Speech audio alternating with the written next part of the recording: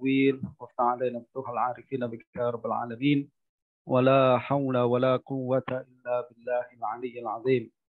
Alhamdulillah, segala puji bagi Allah Subhanahu wa taala, selawat dan salam pada baginda Rasulullah sallallahu alaihi wasallam. Yang dihormati Al-Fadhil Ustaz Ubay dan rakan-rakan sekalian, para peserta daurah takhrij kita. Alhamdulillah kita telah memasuki sesi yang ketiga pada malam hari ini dan saya nampak masih ramai rakan-rakan sekalian yang tetap kekal bersama kita dan mudah-mudahan apa yang kita lakukan dan kita bincangkan pada malam hari ini ditulis sebagai satu amal ibadah dan juga satu usaha untuk memartabatkan ilmu hadis di negara kita. Mudah-mudahan selepas daurah ini makin ramai minat daripada rakan-rakan sekalian yang berminat untuk mendalami ilmu hadis dan juga melakukan takhrij, dan saya sangat berharap di masa yang akan datang, mungkin dalam 10 atau 20 tahun yang akan datang, di tempat kita akan lahir para tokoh pengkaji hadis yang menjadi nama-nama besar ya di dalam dunia akademik dan perbincangan berkenaan dengan hadis Nabi, insya-Allah. Rekan-rekan sekalian rahmati Allah Subhanahu wa taala, sesi yang ketiga nih kita akan melanjutkan perbincangan kita berkenaan dengan analisis muwafaqah, mukhalafah dan tafarrud. Sebelum ini pada minggu yang lepas kita sudah membincangkan semua proses yang mesti dilakukan dalam takhrij ini, mulai daripada cari hadis, lalu salin hadis tersebut, lalu susun dalam bentuk rajah, ya kan? Dan daripada rajah tu kita boleh nampak adanya fenomena sama ada muwafaqah atau mukhalafah dan tafarrud. Maka pada perbincangan hari ini dan perbincangan seterusnya kita akan fokus kepada analisis. Bagaimana kita menganalisis sanad, bagaimana kita menganalisis perawi mengikut cara dan bentuk-bentuk yang telah kita tengok daripada sanad, sama ada muwafaqah, mukhalafah ataupun tafarrud.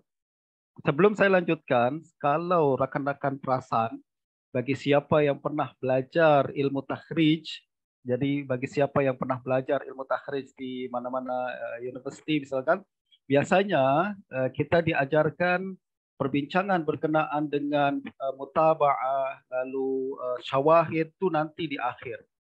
Yakni kalau kita sudah kaji matan atau sanad hadis, lalu kita tengok perawi dia siqah atau tak siqah, lalu terakhir baru kita akan bincang hadis ni ada mutaba'ah ke tak ada mutaba'ah. Kalau ada mutaba'ah boleh terangkat kepada hasan ke atau tak dan lain sebagainya kan. Akan tapi sebenarnya itu cara yang lama. Itu cara yang lama. Saya di awal perbincangan kita berkenaan dengan takhrij saya sudah sebutkan bahawa ada perbezaan sedikit antara takhrij cara lama dengan takhrij cara yang baru. Apa yang saya takhrij cara lama adalah perbincangan berkenaan dengan kumpul sanad untuk melihat mutaba'ah dan ada syawahid atau tak, itu di akhir perbincangan. Dan tuan-tuan juga tidak akan didedahkan kepada perbincangan berkenaan dengan tafarrud. Sebab sekali lagi perbincangan berkenaan dengan tafarrud ni adalah satu perbincangan yang baru. Jadi buku-buku usul takhrij yang lama mereka tak bincang sangat berkenaan dengan tafarrud ni. Itu sebabnya ramai orang yang mengabaikan tafarrud sama sekali. Jadi mereka akan melihat bahawa tafarrud kalau perawi dia siqah tak ada isu. Akan tapi pada hari ini kita akan melihat ada isu berkenaan dengan perawi yang bertafarrud dalam sebuah sanad. Nah, itu sedikit ulasan berkenaan dengan perbincangan kita pada minggu yang lepas. Kita lanjutkan perbincangan kita masih berkenaan dengan analisis sanad dalam bagaimana kita berinteraksi dengan sanad yang mengandungi muwafaqah, mukhalafah dan tafarrud. Kaedah asas yang menjadi perbincangan kita adalah ucapan ramai ulama hadis yang menyuruh kita untuk menghimpun sanad sebelum kita menilai sesebuah hadis. Itu sebabnya perbincangan kita kumpul dulu, lalu susun, baru kita analisis, baru kita hukum, ya kan? Sebab ulama hadis mutaqaddimin semua cakap macam tu. Jangan kita menilai apa-apa sebuah hadis sebagai sahih atau tidak sahih sebelum kumpul sanadnya. Antara ulama yang mengatakan macam ni adalah Imamul Muhaddisin wan Nuqad, yaitu Abul Hasan Ali Ibnul Madini. Beliau adalah guru Imam Bukhari. Imam Bukhari belajar ilmu hadis daripada beliau. Beliau mengatakan al-bab idza lam tujma' turuquhu lam yatabayyan khata'uhu. Satu bab tu maksudnya adalah kumpulan sanad-sanad hadis. Sekiranya kita tak kumpulkan turuknya semua, maka kita tak akan nampak kesilapannya. Betul, kalau kita menilai sebuah hadis dengan satu sanad saja, kita tak akan tahu sanad tu sahih atau tak sahih. Kita akan boleh tahu sanad tu sahih atau tak sahih kalau kita kumpul semuanya. Saya sebelum ni telah katakan kan, kejayaan takhrij kita ditentukan dengan sejauh mana kejayaan kita mengumpul semua sanad. Lalu kita susun dengan teliti. Ya. Yang berikutnya lagi Yahya ibn Ma'in mengatakan laulam naktubil hadis min salasina wajhan ma'aqalna. Kalau kita tak kumpul hadis ni daripada 30 jalur sanad hadis, kita tak boleh faham maksud atau kedudukan hadis tersebut. Jadi jelas sekali bahwa mereka mengajarkan kepada kita kumpul dulu, himpun, baru kita boleh nampak sama ada hadis itu sahih atau tak sahih. Lalu Al-Khalil Ibn Ahmad Al-Farahidi, seorang ulama yang jenius dalam sejarah Islam. Walaupun beliau tak fokus dalam hadis, akan tapi jenius dalam pelbagai ilmu. Beliau mengatakan la ya'rifu ar-rajulu khata'a mu'allimihi hatta yujalisa ghairah. Seorang tidak akan tahu kesilapan gurunya sebelum dia belajar daripada orang lain. Ya tak? Kalau kita belajar daripada satu orang guru saja dan fanatik ke guru tersebut, kita akan nampak semua ucapan dia betul. Tapi once kita merujuk atau perbanyak guru, kita boleh nampak mana yang betul dan mana yang silap. Tak ada manusia yang semua ucapannya betul semua kan. Mesti ada yang silap juga. Nah, itu kita ketahui kalau kita buat cross check dengan membandingkan dengan ucapan ulama yang lain. Ini adalah kaedah asas dalam ilmu hadis juga. Satu sanad kita tak akan boleh tahu kesilapannya sebelum kita cross check dengan sanad-sanad yang lain. Justru ini adalah langkah yang sangat penting dan perlu untuk dilakukan oleh seorang pekaji yang berminat untuk mengetahui dan memahami bagaimana ulama hadis mutaqaddimin zaman dahulu mereka berbincang berkenaan dengan status hadis. Oke, rekan-rekan sekalian, pada minggu yang lepas kita sudah mengetahui apa itu muwafaqah. Nah, sekarang kita akan mulakan perbincangan bagaimana kita melihat sebuah sanad atau sebuah hadis yang berlaku fenomena muwafaqah dalam sanad hadis tersebut selepas kita himpun keseluruhan sanad hadis. Nah, apa yang dimaksud dengan muwafaqah sedikit kita ulang. Muwafaqah adalah kondisi sanad yang saling menyokong dalam periwayatan hadis. Bentuk sokongan itu terbagi kepada dua, mutaba'ah dan syahid. Ya. Dulu saya telah katakan 3 minggu lepas, muwafaqah maknanya adalah mencerminkan konsistensi dari seluruh perawi hadis. Mereka konsisten meriwayatkan sebuah hadis itu dalam versi yang sama tanpa ada perbezaan sama sekali. Dan itu ditunjukkan dengan keadaan yang saling sokong menyokong antara satu sanad dengan sanad yang lain. Bentuk sokongan itu sama ada mutaba'ah ataupun syawahid. Apa yang dimaksud dengan mutaba'ah? Mutaba'ah adalah sokongan seorang perawi atau lebih bagi periwayatan perawi lain yang berjumpa dengan gurunya. Jadi seorang murid ni meriwayatkan daripada guru X misalkan. Dia meriwayatkan ucapan guru tu lalu disokong oleh murid guru X yang lain.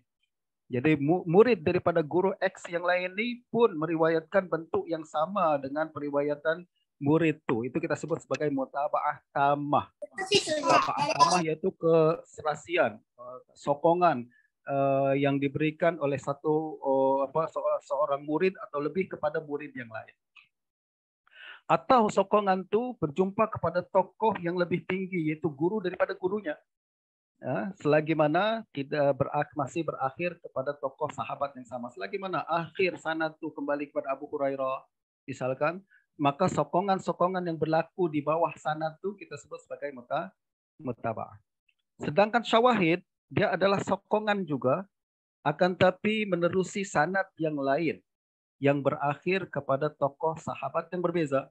Jadi sokongan ini kita jumpai sanad yang matan yang sama diriwayatkan dengan sanad yang berbeza berakhir kepada tokoh sahabat yang berbeza. Kalau tadi Abu Hurairah disokong oleh Ibn Abbas misalkan, Anas Ibn Malik misalkan, mereka meriwayatkan matan hadis yang sama seperti riwayat Abu Hurairah, maka kita sebutnya sebagai sokongan syahid atau syawahid jamaah dia.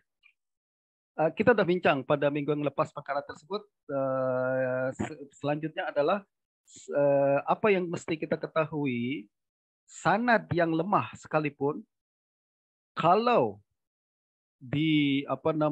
diriwayatkan dalam bentuk muwafaqah, ada sokongan-sokongan yang banyak, maka sanad yang lemah itu boleh terangkat kepada darjat yang lebih tinggi, sama ada hasan ataupun sahih.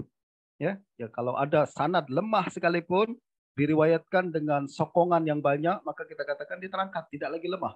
Dia tidak lagi lemah, akan tapi dia sudah terangkat kepada darjat atau martabat yang lebih tinggi dengan mutaba'ah atau syahid tersebut. Apalagi kalau perawi itu memang siqah. Pada minggu yang lepas kita sudah tunjukkan perawi siqah disokong oleh perawi siqah, disokong oleh perawi siqah, confirm nih sanad tersebut adalah sanad yang sangat sahih. Nah, kalau perawi itu dhaif sekalipun disokong oleh perawi dhaif banyak misalkan, tapi tentu akan ada syaratnya nanti, maka boleh terangkat kepada derajat yang lebih tinggi. Apalagi kalau perawi dhaif disokong oleh perawi yang lebih kuat daripadanya siqah atau lain sebagainya, boleh terangkat kepada derajat yang lebih tinggi. Ini kaedah umum yang ditetapkan oleh jumhur ahlul hadis. Walau bagaimanapun, tidak semua hadis lemah itu boleh terangkat kepada darjat yang lebih tinggi. Ini ditetapkan oleh Imam Ibnu Salah dalam kitab Muqaddimah Ibnu Salah. Ya, beliau jelaskan bahwa tidak semua hadis lemah terangkat kepada hadis yang lebih tinggi dan martabat yang lebih tinggi karena sokongan mutaba'ah dan syahid.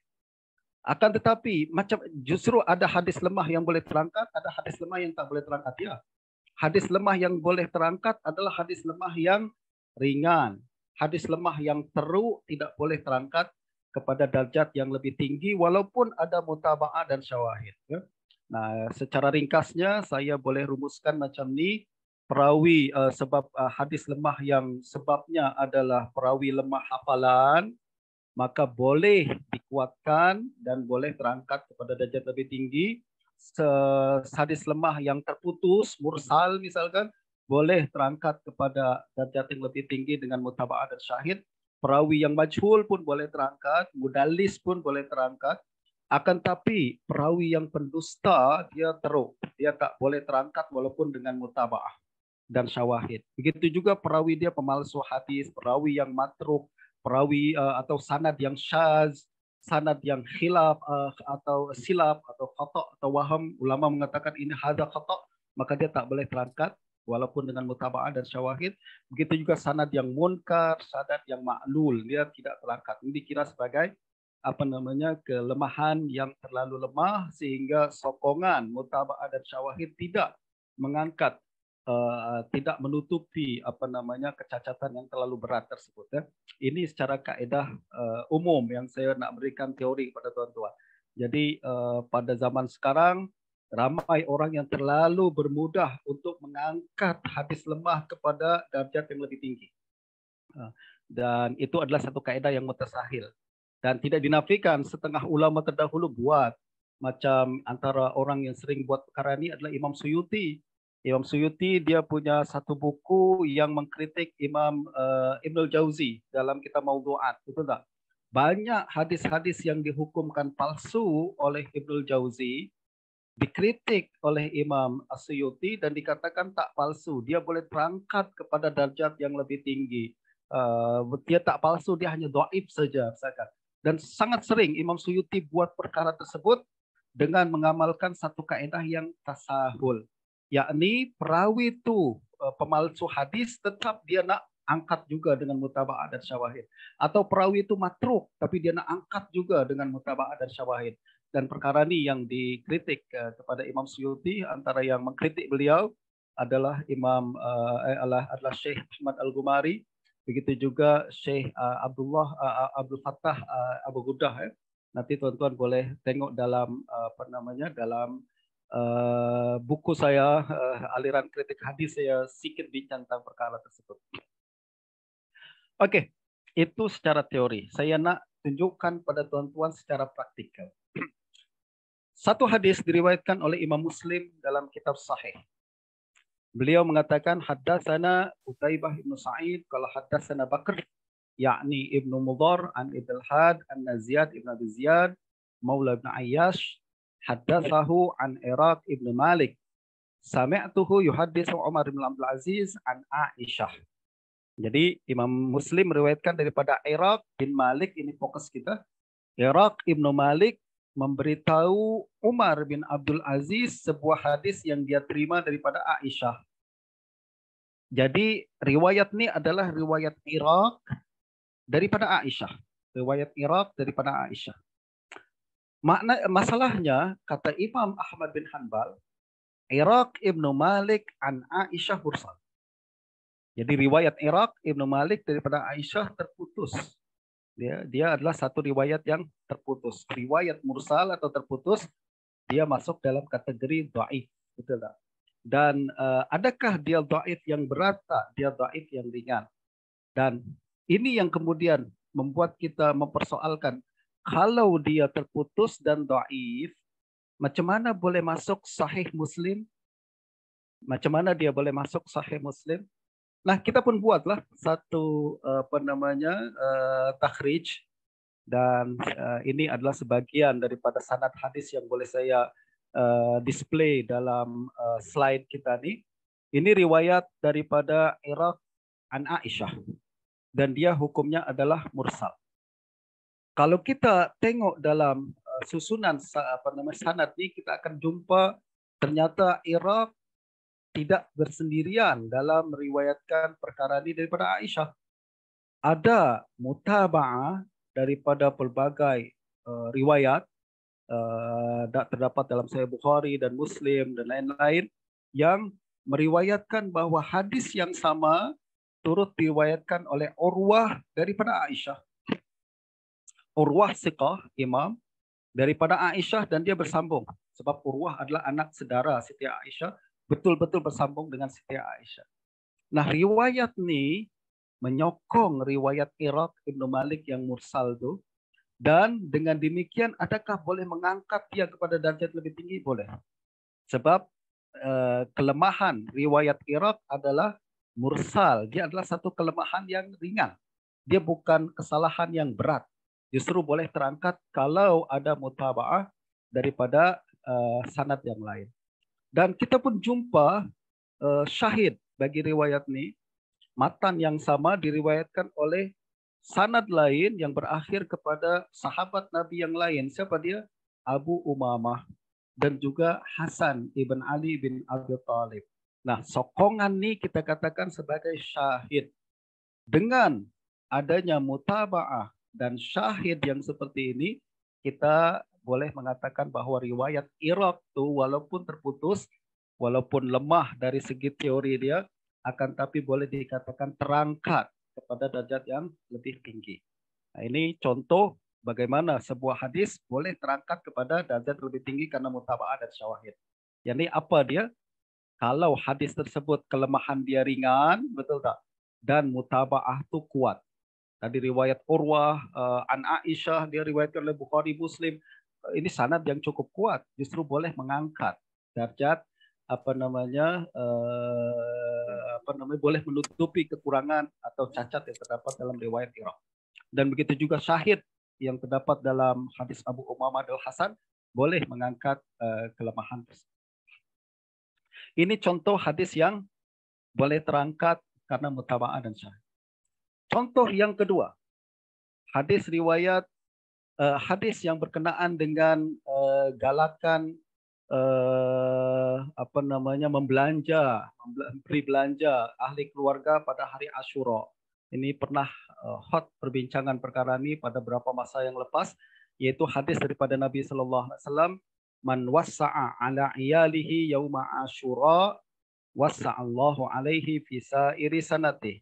Siapa yang memberikan belanja yang banyak, luas kepada ahli keluarganya pada hari Asyura, Allah akan luaskan rizkinya sepanjang tahun. Ya. Ini pernah jadi perbincangan. Setiap kali bulan Asyura mesti ada perbincangan berkenaan dengan sama ada disunatkan untuk memberikan belanja, bawa ahli keluarga untuk makan-makan misalkan, berikan belanja banyak pada mereka atau tidak. Hadis ini tuan-tuan diriwayatkan dengan sanad yang cukup banyak. Antaranya riwayat daripada Sayyidina Jabir, daripada Abdullah bin Mas'ud, daripada Abu Sa'id Al-Khudri, daripada Sayyidina Abu Hurairah. Adakah sanad ni banyaknya ta'adud sanad ni membuat hadis tersebut sahih atau tak? Kita tengok tuan-tuan, ternyata tiap-tiap daripada sanad hadis tersebut mengandungi kelemahan yang cukup berat. Ya, hadis yang pertama, misalkan riwayat Imam Baihaqi, ada satu perawi dia yang dhaif dan ada juga yang matruk. Kita cakap matruk hari itu adalah satu kesalahan atau satu kelemahan yang berat. Jadi dia tak boleh terangkat dan tak boleh mengangkat riwayat yang lain. Yang kedua, riwayat Ibnu Abdul Bar, dia cukup perawi dia semua thiqah. Perawi dia thiqah dari awal hingga akhir, sehingga ada setengah ulama berpandangan bahawa sanad ni sahih dan mengangkat semua sanad-sanad yang lemah tersebut. Antara yang berpandangan macam itu adalah Syekh Ahmad Al-Ghumari. Akan tetapi sebenarnya sanad ini pun lemah. Saya jumpa ucapan daripada Imam Ibnu Hajar dalam Lisanul Mizan. Beliau mengatakan hadis ini munkar. Kemungkinan Abu Khalifah itu adalah Fadl Ibnu Hubab. Fadl Ibnu Hubab ni tuan-tuan boleh nampak dalam kolom F ya. Dia Al-Fadl Ibnu Hubab, nama dia, kunyah dia adalah Abu Khalifah. Kemungkinan sanad hadis ni diriwayatkan selepas kitab beliau terbakar. Ini maknanya hadis ini diriwayatkan selepas beliau ikhtilaf. Dan sanad ini sangat munkar. Justru dia pun sebuah sanad yang teruk dan berat. Lalu riwayat yang ketiga dan keempat terdapat tafarrud perawi matruk, itu pun sangat teruk. Riwayat yang kelima ada kumpulan dhaif, majhul. Jadi kalau dhaif saja, majhul saja mungkin tak apa, tapi kalau gabungan tiga ilal seperti ini dalam satu sanad berat juga. Lalu kemudian yang ketujuh pun macam itu. Ada perawi dhaif, munkarul hadis dan dhaif. Dan ini membuat tiap-tiap daripada sanad hadis tersebut mengandungi kelemahan yang teruk sehingga kita boleh mengatakan tidak terangkat kepada hasan ataupun kepada sahih. Sebaliknya, kekal hadis ini adalah hadis yang lemah. Walaupun diriwayatkan dengan sanad yang berbilang, walaupun berlaku muwafaqah di sini. Kenapa? Sebab kaedah yang tadi kita sebutkan oleh Imam Ibnu Salah. Tidak semua hadis lemah boleh terangkat karena sokongan. Dia hanya berlaku kepada kelemahan ringan. Tapi kalau kelemahan teruk tak boleh terangkat kepada darjat yang lebih tinggi. Itu sebabnya Imam Al-Uqaili mengatakan la yasbutu fi hadza anin Nabi sallallahu alaihi wasallam syai'. Jadi kata beliau tidak sahih hadis daripada Nabi berkenaan dengan galakan memberi belanja kepada ahli keluarga pada hari Asyura. Illa syai'un yurwa an Ibrahim ibnu Muhammad ibnu Muntashir mursalan bihi. Yang ada hanya riwayat Ibrahim ibnu Muntashir secara mursal. Itu saja. Itu pun mursal yang mursal Ibrahim ibnu Muntashir seorang tabi'in. Dia jauh tidak berjumpa dengan Nabi SAW, kemungkinan ada dua perawi gugur di situ. Justru hadis ini kekal sebagai hadis yang lemah dan tidak terangkat kepada hadis hasan, apalagi hadis sahih.